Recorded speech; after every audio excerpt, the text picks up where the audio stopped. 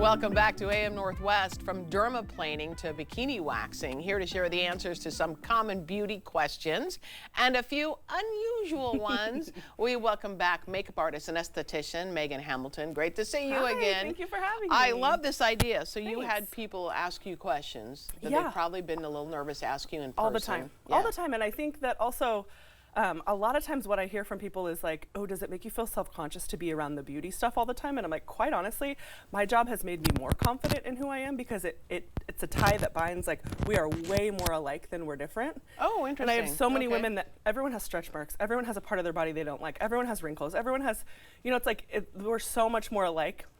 And I have women sit down in my chair, and first thing they do is tell me everything they don't like about themselves. Oh. And I'm like, no, let's talk about all the things that make us great and beautiful and things we want to lean into, and that's where we'll go from You're here. a therapist. I really am. I'm very underpaid therapist. Yeah, you're a therapist. I love it. I love it. Okay, let's go with the first question. And is it normal for a woman to get more facial hair as you age?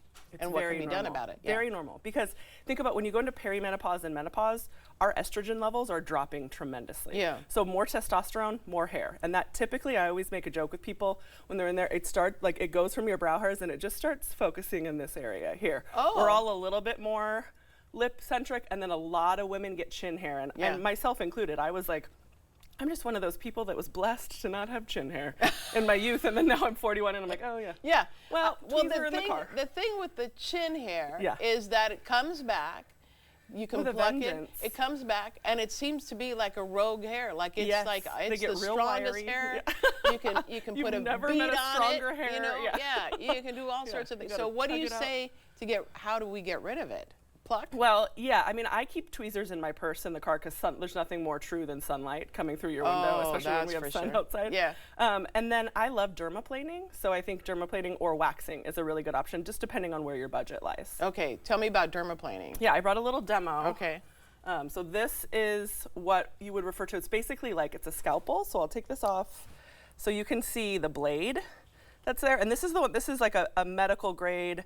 You're going to a salon, we're purchasing this from a vendor rather than something you can buy on Amazon. This is going to be a lot sharper. Okay. So I always tell people, be very careful if you're using this at home, because you can really cut yourself with this kind of thing, or if they're not sharp enough because you're getting one online, you can do a little damage. So make sure you're holding your skin really taut if you're going to do it at home, and you're going in very small strokes, and I would start downward rather than upward. Yeah, because that leads to one of the questions that we have here, which was what exactly dermaplaning is. Yes. And then will it make my hair grow back? That's the thing that people ask the most. Is it, oh my gosh, am I going to have all of a sudden darker hair? And, and my analogy is always like, if that were really the case, don't you think bald men would just shave their head all the time and then we would have this plethora of hair coming out the top? And that's not the case. It's not the case.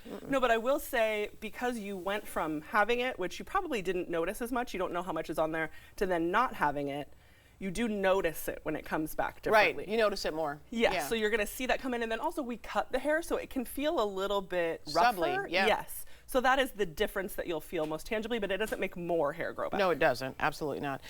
You also have a question here. I feel self-conscious about my skin as it seems rough, especially when so many photos on my feed use filters and Facetune. Anything into what can I do to improve my skin texture? Yes, so I find this one to be huge because when people sit down in the makeup chair, they want us all of a sudden to make them look like they have a filter on. And that's just not realistic. Like, all of us have texture. Whether it's pores, whether it's wrinkles, whether it's dry skin, whether it's oily skin. Like, we all are, we're human beings, right? We're not a filter on a computer on the screen. So I really like something like, I brought this as an example. These are pore pads that really help. They have different acids in there that are going to treat your skin, but they're not going to be too aggressive. Can you pull one out there? Sure. Yeah.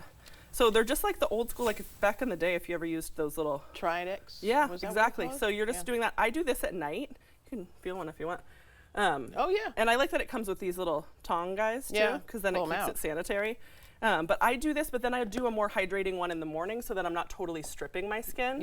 Because if you do too much, then you're going to start to make your skin overproduce oil, which is counterproductive. Next question, does body odor change as you age, and is it impacted by hormones, or is it normal? Absolutely. I mean, Okay. it can. It's not a one size fits all, but I will say in the same way that perimenopause, menopause affects so many women, and we don't study those things as much as we probably should. Yeah. That estrogen drop and the testosterone going up in women, it just changes your chemistry on a lot of different levels. What's the best way to communicate with a hair or makeup professional about what I want, especially if I'm not used to doing much?